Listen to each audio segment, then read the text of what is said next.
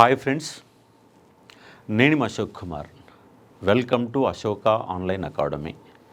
చూడండి, చాలా పెద్ద హెడ్డింగ్ పెట్టాం. మీరు పోటీ పరీక్షలకు ప్రిపేర్ అవుతున్నారా? అయితే ఇవి తప్పనిసరి.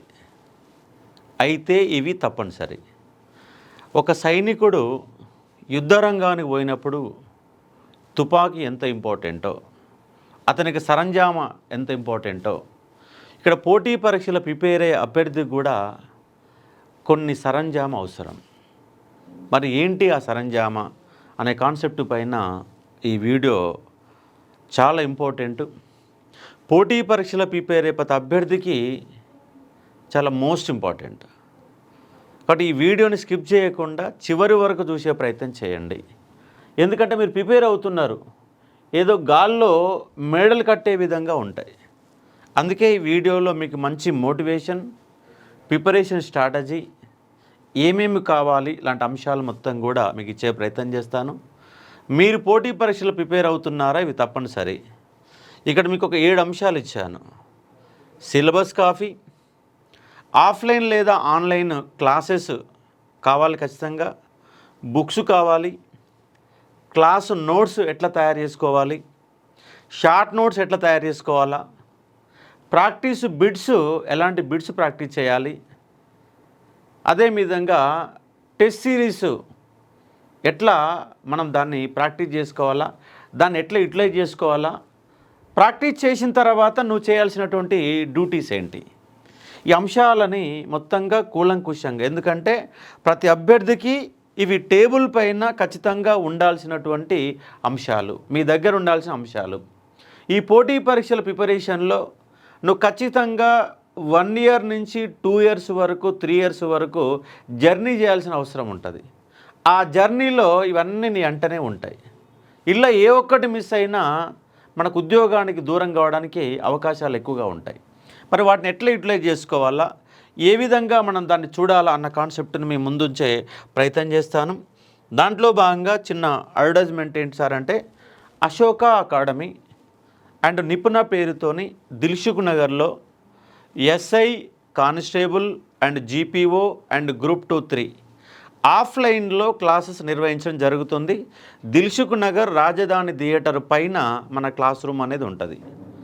అట్లాగే ఈ ఆఫ్లైన్ క్లాసెస్ని ఆన్లైన్ లైవ్లో కూడా మీరు హైదరాబాదుకు రావాల్సిన అవసరం లేకుండా, ఆదిలాబాద్ జిల్లాలో ఉన్నవాళ్ళు, మహబూబ్నగర్ జిల్లాలో ఉన్నవాళ్ళు, నల్గొండలో ఎక్కడో కోదాడలో ఉన్నవాళ్ళు హైదరాబాద్కి వచ్చి డబ్బులు పెట్టలేని వాళ్ళ కోసం 50% ఆఫ్లైన్లో 20,000 గ్రూప్ 2 ఫీజు ఉంటే మీకు ఆన్లైన్లో 10,000కే మనకు అందుబాటులో ఉంటుంది. ఇక్కడ అశోక ఆన్లైన్ అకాడమీ తెలంగాణలోనే ఆన్లైన్లో నెంబర్ 1 స్థానంలో ఉన్నటువంటి అకాడమీ. మీరు ఆల్రెడీ చాలామంది ఉద్యోగాలు కొట్టిన వాళ్ళని కనుక మీరు అడిగితే మన అకాడమీ పేరు ఖచ్చితంగా చెప్తారు. ఎందుకంటే తెలంగాణ మూమెంట్ కానీ, తెలంగాణ హిస్టరీ కానీ, ఇండియన్ హిస్టరీ కానీ, ఎకానమీ కానీ, పాలిటీ కానీ, సోషియాలజీ కానీ, అలాగే ఆర్థమెటిక్ రీజనింగ్ కానీ సీనియర్ ఫ్యాకల్టీల చేత ఎఫెక్టివ్గా క్లాసెస్ చెప్పిస్తున్నట్టు అకాడమీ. దాంట్లో భాగంగా ఇప్పుడు టెస్ట్ సిరీస్ కూడా మనము స్టార్ట్ చేశాం. మంచి క్వశ్చన్లతో స్వయంగా నేను తయారు చేసినటువంటి క్వశ్చన్లు విత్ ఎక్స్ప్లెనేషన్ తోటి, అలాగే ఫ్యాకల్టీల చేత తయారు చేసినటువంటి క్వశ్చన్ల ఎక్స్ప్లెనేషన్ తోటి మనం టెస్ట్ సిరీస్ అనేది మొదలు పెడతా ఉన్నాం. కాబట్టి అశోక ఆన్లైన్ అకాడమీ ఇప్పటి వరకు మీరు చూసి ఉండకపోతే చూసే ప్రయత్నం చేయండి. మీకు తెలంగాణ హిస్టరీకి సంబంధించి కేవలం 100 రూపాయలకు మాత్రమే 70 గంటల క్లాస్ ఉంటుంది. మన అకాడమీలో క్లాసెస్ ఎట్లుంటాయి అని తెలుసుకోవాలంటే జస్ట్ 100 రూపీస్ కట్టి 70 గంటల క్లాస్ వినండి. విన్న తర్వాత నచ్చితే అప్పుడు గ్రూప్ 2-3 ఫుల్ కోర్సా, లేదా ఎస్ఐ కానిస్టేబులా, జీపీఓనా, ఇంకో కోర్సా అనేది చూసే ఒక ప్రయత్నం చేయవచ్చు. డెప్త్ అనేది ఎట్లా ఉంటుంది, ఏ విధంగా చెప్పడం జరుగుద్ది అనే కాన్సెప్ట్ చూసుకోవచ్చు. ఇక సబ్జెక్ట్లోకి వెళ్ళే ప్రయత్నం చేద్దాం. మీరు చాలామంది డిగ్రీ అయిపోయిన వాళ్ళు గవర్నమెంట్ ఉద్యోగం కోసం ప్రిపరేషన్ మొదలు పెడతారు. గవర్నమెంట్ ఉద్యోగం వచ్చే చాలా తక్కువ మందికి వస్తుంది. 100 మంది ప్రిపేర్ అయితే 4-5 మాత్రమే ఉద్యోగాలు వస్తాయి. 95% మందికి ఉద్యోగాలు రావు. కాబట్టి మీకు ఓపిక, పేషెన్సీ, ఉద్యోగం కొట్టాలన్న కసి, ఓపిక, పేషెన్స్ చాలా ఇంపార్టెంట్. ఇక్కడ నేను 10th క్లాస్లో టాపర్ కావచ్చు, ఇంటర్మీడియట్లో టాపర్ కావచ్చు, డిగ్రీలో క్లాస్ ఫస్ట్ కావచ్చు, కానీ ఇక్కడ ఓపిక లేకపోతే కాంపిటేటివ్ ఎగ్జామ్లో నువ్వు నాట్ ఎలిజిబుల్. కాబట్టి గత చదువులు నీకు అక్కర్లేదు. ఇప్పుడు కుర్చీ మీద రోజు 8 గంటలు కూర్చునే ఓపిక నీ కనుక ఉంటే, పేషెన్స్ ఉంటే 600 106 ఉద్యోగం కొట్టి తీరాలన్నటువంటి బలమైన కోరిక ఉండాలి. అర్ధరాత్రి నిద్ర రాకపోతే 1 గంటకు నిద్ర వస్తలేదు అంటే లేచి పుస్తకం తీసి చదివే ఓపిక ఉండాలి. ఆ చదువులో కూడా మల్టీ డైమెన్షన్స్ అనేవి ఉపయోగించాలి. ఆ మల్టీ డైమెన్షన్ ఉపయోగిస్తే నీ కాన్సన్ట్రేషన్ పెరగడానికి అవకాశం ఉంటుంది. ముందుగా నీ దగ్గర ఏముండాలి సార్? ప్రిపరేషన్ అవుతున్నావు, నీ దగ్గర ఏముండాలంటే ఫస్ట్ సిలబస్ కాపీ ఉండాలి. Syllabus copy. చాలామంది సిలబసే చూడరు. సిలబస్ చూడకుండానే ప్రిపరేషన్ మొదలు పెడతారు. కానీ సిలబస్ కాపీ చాలా ఇంపార్టెంట్. మీరు ఆన్లైన్లో డౌన్లోడ్ చేసుకొని దాన్ని మీ టేబుల్ పైన ఖచ్చితంగా ప్రింట్ రూపంలో పెట్టుకునే ఒక ప్రయత్నం చేయండి.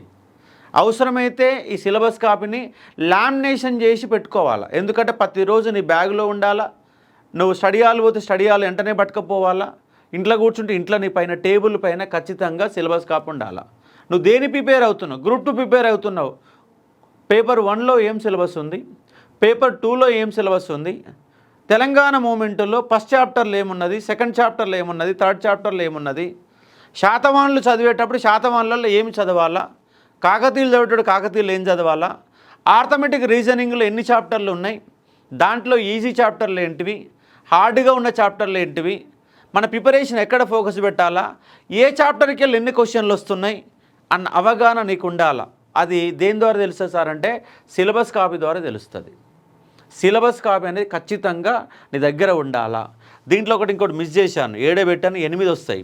ఇంకోటి ఏంటి సార్ అంటే ప్రీవియస్ క్వశ్చన్స్ కూడా చాలా ఇంపార్టెంట్. కాబట్టి ఫస్ట్ నీకు సిలబస్ కాపీ ఉండాలా. సిలబస్ కాపీ తీసుకున్న తర్వాత ఖచ్చితంగా కోచింగ్ అవసరమా అని చాలామంది అడగవచ్చు. కానీ 90% మందికి కోచింగ్ అవసరం సార్. 90% మెంబర్కి అవసరం. ఒక 5% వాళ్ళే ఇంటెలిజెన్స్ అనే వాళ్ళది చాలా ఐక్యూ ఉంటుంది, వాళ్ళకు కసి ఉంటుంది, పుస్తకాలు చదివి ఓపిక ఉంటుంది, వాళ్ళకి కోచింగ్ లేకుండా నడుస్తుంది. కానీ 95% మెంబర్స్ ఖచ్చితంగా కోచింగ్ కావాలా. ఎందుకంటే గురువు లేని విద్య గుడ్డి విద్య. ఉదాహరణ తెలంగాణ మూమెంట్ ఉంది. ఆ తెలంగాణ మూమెంట్లో ఒక బుక్ చదవాలంటే నీకు 3 నెలలు పడుతుంది. ఆ 3 నెలల టైముని రోజు 3 గంటలు నా క్లాసెస్ ఉంటే, ఒక 100 గంటల క్లాస్ ఉంటే నువ్వు బుక్కును 3 నెలలు చదవాల్సిన అవసరం లేకుండా నెల రోజులలోనే చదివేంత ఓపిక నీకు వస్తుంది. ఎక్కడ స్ట్రెస్ చేయాలా, ఎక్కడ మార్కులు పడుతున్నాయి, ఏ విధంగా చదవాలా, సబ్జెక్ట్ ఎట్లా గెయిన్ చేయాలనేది క్లాస్ టీచర్ ద్వారా వస్తుంది. కాబట్టి ఖచ్చితంగా కోచింగ్ అవసరం. ఆ కోచింగ్ కూడా క్వాలిటీ కోచింగ్ అవసరం. కొన్ని ఇన్స్టిట్యూట్ చాలా పేర్లు పెద్దగా ఉంటాయి, గతంలో చరిత్ర బాగుంటుంది, కానీ ప్రజెంట్ ట్రెండ్కి అది అక్కర్రాదు. ప్రజెంట్ ట్రెండ్కి అనుగుణంగా ఫ్యాకల్టీలు ఉండరు. ఇవాళ తెలంగాణ మూమెంటు రాష్ట్రంలో చాలామంది నాకంటే 20 ఏళ్ళ ఎక్స్పీరియన్స్ ఉన్నట్టు ఫ్యాకల్టీలు ఉన్నారు. కానీ తెలంగాణ మూమెంట్ వస్తే వాళ్ళకే కంప్లీట్గా జీరో. వాళ్ళు ఏం చెప్పలేకుండా 100 గంటల క్లాసును 30 గంటలలో చెప్పి క్లోజ్ చేసే వాళ్ళు చాలామంది ఉన్నారు.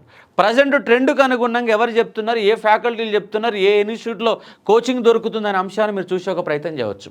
అశోక అకాడమీ వచ్చిన తక్కువ టైంలో ఎక్కువ మందికి సబ్జెక్టును రీచ్ చేసి తక్కువ ప్రైజ్లో ఇచ్చినటువంటి అకాడమీ అశోక్ అకాడమీ. మీరు చూడండి ఒకసారి, యూట్యూబ్లో మన క్లాసెస్ చూడండి, యాప్లో క్లాసెస్ చూడండి, చూసిన తర్వాత డిసైడ్ కాండి. ఒట్టిగానే డిసైడ్ కమ్మని చెప్పట్లేను. కాబట్టి ఏదైనా అకాడమీ, నాట్ ఓన్లీ నా అకాడమీ కాదు, ఏ అకాడమీనైనా చూస్ చేసుకునేటప్పుడు ఒక వారం రోజుల పాటు ఎంక్వైరీ చేయండి. పేరు కనపడగానే పోయి జాయిన్ కాకుండా దీంట్లో క్లాసెస్ ఎట్లున్నాయి, ఫ్యాకల్టీలు ఎవరు చెప్తున్నారు, అవసరమైతే ఉచితంగా డెమో క్లాసెస్ 1-2 రోజుల పాటు డెమోలు ఇన్న తర్వాత మీరు ఈ ఆఫ్లైన్ ఆర్ ఆన్లైన్ క్లాసెస్ చూస్ చేసుకోండి.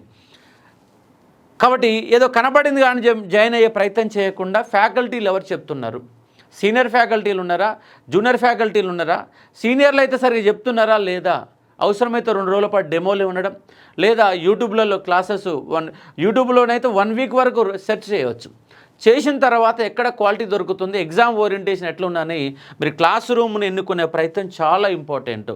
పోయి ఆగమై తక్కువ ప్రైజ్ 10 రూపాయలకే నేను ఇచ్చేస్తా అంటాడు. ఆ 10 రూపాయల కోర్సు తీసుకుంటే క్వాలిటీ ఉండొచ్చు, లేకపోవచ్చు. 10 రూపాయలే కాబట్టి నువ్వేం చేయాలా, అది డౌన్లోడ్ చేసుకొని ఒక 4 రోజులు 2 రోజుల పాటు వినండి, క్లాస్ డెప్త్ ఉందా లేదా, మళ్ళీ ఇంకో క్లాసెస్ వినండి, ఇక్కడ వేరియేషన్ ఏముందా అనే నేపథ్యంలో క్లాసెస్ని ఎన్నిక చేసుకునే ఒక ప్రయత్నం చేయాలా. ఇది 2వ పాయింట్. 3వది బుక్స్. ప్రతి సబ్జెక్టుకి 2 పుస్తకాలు గ్యారంటీగా ఉండాలి. ఒకటి క్లాస్ రూము, క్లాస్ వింటాం, నోట్స్ రాసుకుంటాం. రెండోది బుక్స్, ఖచ్చితంగా 2 పుస్తకాలు ఉండాలి. ఉదాహరణ తెలంగాణ మూమెంట్ అనుకోండి, నాదొక బుక్ ఉంటుంది. నా బుక్తో పాటు వి ప్రకాష్ బుక్ ఖచ్చితంగా చదవాలి. తెలంగాణ మూమెంట్కి 2 పుస్తకాలు తీసుకోవాలి. అట్లాగే జాగ్రఫీకి 2 పుస్తకాలు, ఎకానమీకి 2 పుస్తకాలు, పాలిటీకి 2 పుస్తకాలు. ఆ బుక్స్ కూడా ఏ బుక్స్ బాగున్నాయో క్లారిఫికేషన్ చూడాలి, సీనియర్లను అడగాలి, ఉద్యోగాలు కొట్టిన వాళ్ళ నుంచి గైడెన్స్ తీసుకునే ప్రయత్నం చేయాలి. ప్రతి పుస్తకం నీ దగ్గర ఉందనుకో గజిబిజయ్యే గందరగోళమయ్యే ప్రయత్నం జరగవచ్చు. కాబట్టి ప్రతి చాప్టర్కి ప్రతి సబ్జెక్టుకి 2 పుస్తకాలు ఉండాలా. ఒక్క పుస్తకాన్ని బాగా చదవాలా, రెండో పుస్తకాన్ని రెఫరెన్స్గా వాడుకోవాలా. రెఫరెన్స్ అంటే మీన్స్ ఏంటంటే, ఉదాహరణ కాకతీయులు అనే చాప్టర్ చదువుతున్నావు, నీకు డౌట్ వచ్చింది. మొదటి పుస్తకాన్ని సమగ్రంగా సమూలంగా 3-4 సార్లు చదివినావు, అయినా డౌట్ వస్తుంది. ఆ డౌట్ వచ్చిన పాయింట్ కాన్నే, ఉదాహరణకు రేచర్ల రుద్దుడి గురించి మాత్రమే డౌట్ వచ్చిందనుకో, అది రెండో పుస్తకంలో రేచర్ల రుద్దుడి గురించి మాత్రమే ఎంక్వైరీ చేయాలి. ఆ పుస్తకాన్ని మొత్తం చదవద్దు, ఎక్కడ డౌట్ వస్తే అక్కడ చూసుకునే ప్రయత్నం చేయాలి. కాబట్టి ప్రతి సబ్జెక్టుకి మినిమం 2 పుస్తకాలని మీరు మెయింటైన్ చేసే ఒక ప్రయత్నం చేయండి. ఇది బుక్స్ ఖచ్చితంగా ఉండాలి. ఇక తర్వాత అంశం ఏంటి సార్ అంటే నోట్స్. మోస్ట్ ఇంపార్టెంట్, లైఫ్నే మొత్తంగా చేంజ్ చేసి ఏంటి సార్ అంటే క్లాస్ నోట్స్. నువ్వు రాసుకునే విధానం, సేకరించే విధానం, పుస్తకం చదివేటప్పుడు ఖచ్చితంగా నోట్స్ ముందల పెట్టుకొని నోట్స్ రాయాల్సిందే. సమగ్రంగా నోట్స్ రాయాలి. నోట్స్ అనేది సమగ్రంగా నువ్వు నోట్స్ రాసిన దాన్ని బట్టే నీ విజయం ఆధారపడి ఉంటుంది. క్లాస్ రూమ్లో టీచర్ చెప్తున్నప్పుడు ఏ విధంగా రాసుకోవాలా, ఎక్కడ హైలైట్ పాయింటింగ్ ఉంటుంది, ఎక్కడ తక్కువ ఉంటుంది, ఎక్కడ ఎక్కువ ఉంటుంది, ఎగ్జామ్ ఓరియంటేషన్ ఏంది అనే ఒక నేపథ్యం నీకు అర్థం కావాలంటే క్లాసు నోట్స్ రాసే ముందు నువ్వేం చేయాలి సార్ అంటే ప్రీవియస్ క్వశ్చన్స్ అనేవి ప్రాక్టీస్ చేయాలి. ప్రీవియస్ ప్రశ్నలు. ఉదాహరణకు నువ్వు జియోగ్రఫీ చదువుతున్నావు, ఆ జాగ్రఫీకి సంబంధించి జాగ్రఫీ అంటే ఎక్కడైనా జనరల్ స్టడీస్ ఉంటే 25 మార్కులు వస్తుంది. ఒక 10 పేపర్లు చూడాలి. జనరల్ స్టడీస్లో భాగంగా గ్రూప్ 1లో కానీ, గ్రూప్ 2లో కానీ, ఎస్ఐ కానిస్టేబుల్లో కానీ, ఏఈ కానీ, ఏడబ్ల్యూ కానీ రాష్ట్రంలో ఏం ఎగ్జామ్ నిర్వహిస్తున్నారో ఒక 10 పేపర్లు కనుక నువ్వు ప్రాక్టీస్ చేస్తే 10 పేపర్లు ఇంటూ 25 250 క్వశ్చన్లు వస్తాయి. ఒక 250 క్వశ్చన్లు వస్తాయి. ఈ 250 క్వశ్చన్లు నువ్వు ఒక్కసారి చూస్తే నువ్వు బుక్కుని చూసే విధానం మారుతుంది, నువ్వు నోట్స్ రాసుకునే విధానం మారుతుంది. ఎట్లా రాయాలా, ఎక్కడ హైలైట్ పాయింట్, ఎక్కడ ఎగ్జామ్లో క్వశ్చన్ రావడానికి అవకాశం ఉందనే పాయింట్ తెలుస్తుంది. నీకు ఓపిక ఉంటే ఇంకేం చేయాలా సార్ అంటే ఒక 20 పేపర్లు చూడాలి. ఒక 20 పేపర్లు చూస్తే ఒక 1000 క్వశ్చన్లు అవుతాయి. ఈ 1000 క్వశ్చన్ల పైన నీకు కొంత మినిమం అంటే నీకు ఏమి రాకపోయినా పర్లేదు, ఫస్ట్ 0 నాలెడ్జ్ ఉంది అయినా ప్రీవియస్ క్వశ్చన్ చేస్తే ఒక్కటి అర్థం కాకపోని ఒక 1000 క్వశ్చన్లు చూస్తే పుస్తకం చదివేటప్పుడు, క్లాస్ వినేటప్పుడు, నోట్స్ రాసేటప్పుడు ఆ పదజాలని టచ్ అవుతూ ఉంటుంది, ఆ క్వశ్చన్లు టచ్ అవుతూ ఉంటాయి. దాని కారణంగా నువ్వు ఎక్కడ హైలైట్ చేయాలా, ఇది నిజంగా ఎగ్జామ్లో వచ్చే పాయింట్ ఏనా కాదా అని తెలవాలంటే నీకు ఏం తెలవాలి సార్ అంటే ప్రీవియస్ క్వశ్చన్లు తెలవాలి. కాబట్టి మనం బుక్స్ అన్ని సేకరించినాక క్లాస్ అనేది ఎన్నుకున్న తర్వాత ప్రీవియస్ ఆ బిడ్ బ్యాంక్ అనే మార్కెట్లో చాలా పుస్తకాలు దొరుకుతాయి. ఆ పుస్తకాలలో మీరు ఆన్సర్ చూడకపోయినా పర్వాలేదు, మొత్తంగా క్వశ్చన్స్ అనేవి చూడండి.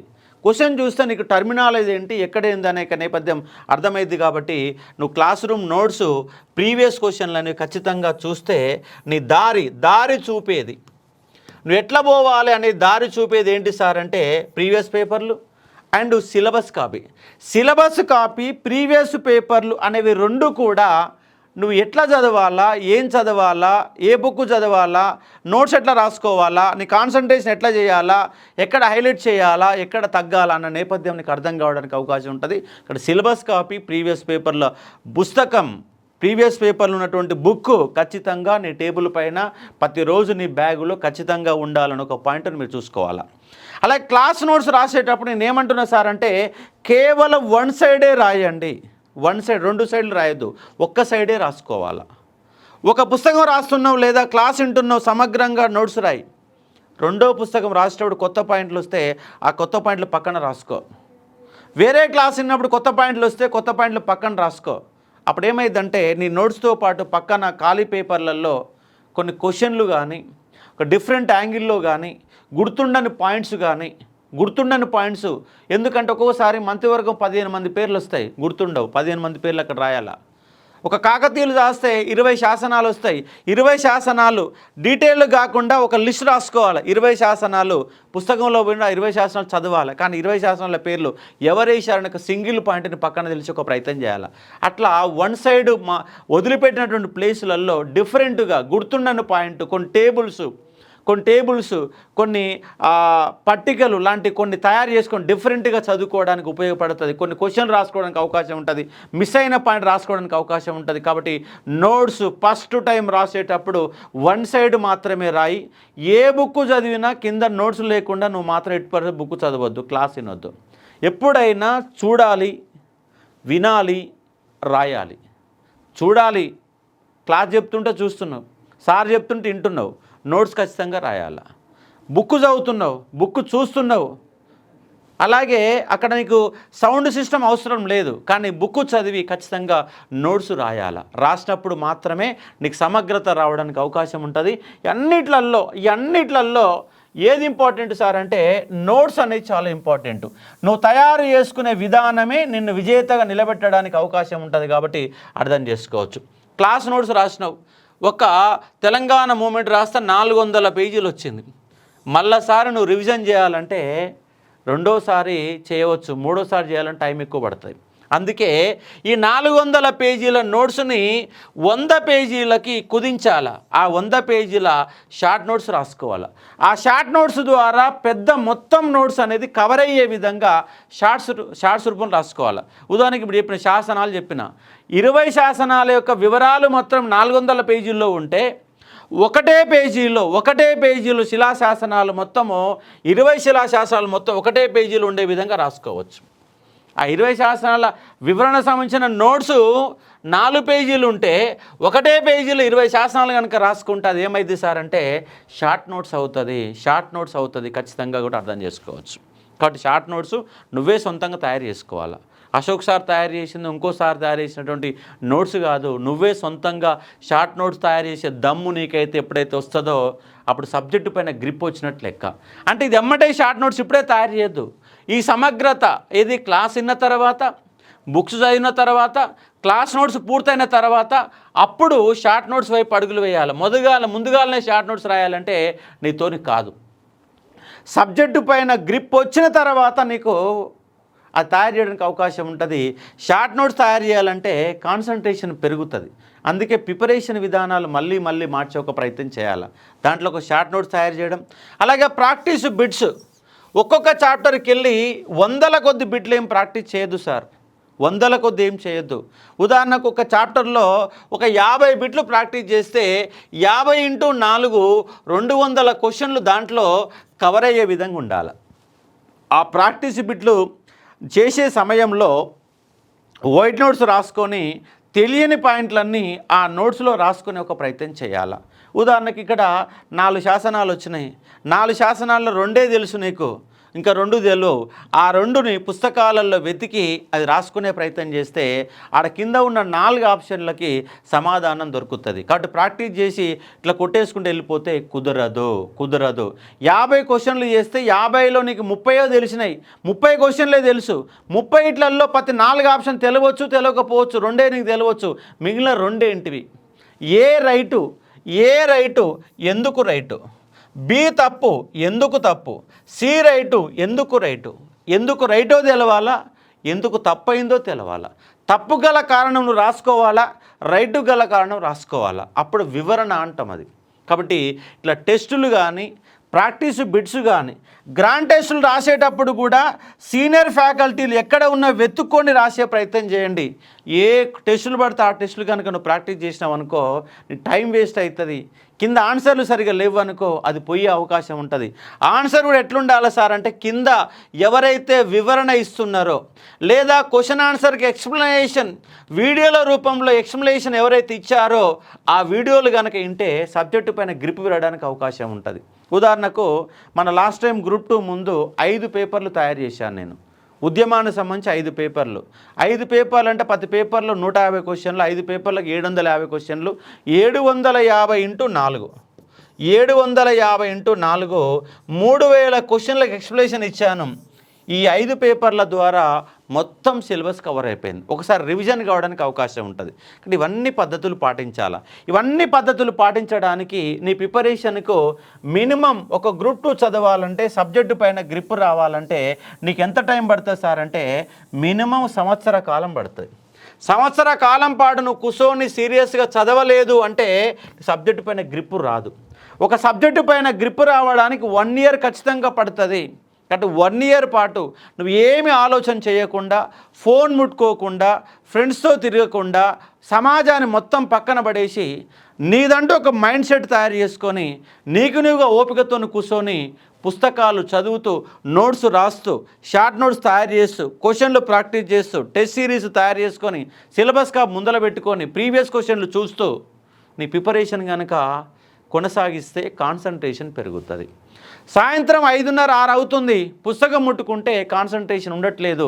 అప్పుడు ఏం చేయాలి సార్ అంటే ప్రీవియస్ క్వశ్చన్లు ప్రాక్టీస్ చేయాలా, టెస్ట్ సిరీస్లు ప్రాక్టీస్ చేయాలా, కొన్ని క్వశ్చన్లు సొంతంగా నువ్వే రాయాలా, కొన్ని ఖాళీలు తయారు చేసుకోవాలి. ఓన్లీ ఖాళీలే, క్వశ్చన్ ఆన్సర్ రూపంలో ఒక్కొక్క చాప్టర్ పైన 200 బిట్లు నువ్వు తయారు చేసుకోవాలి.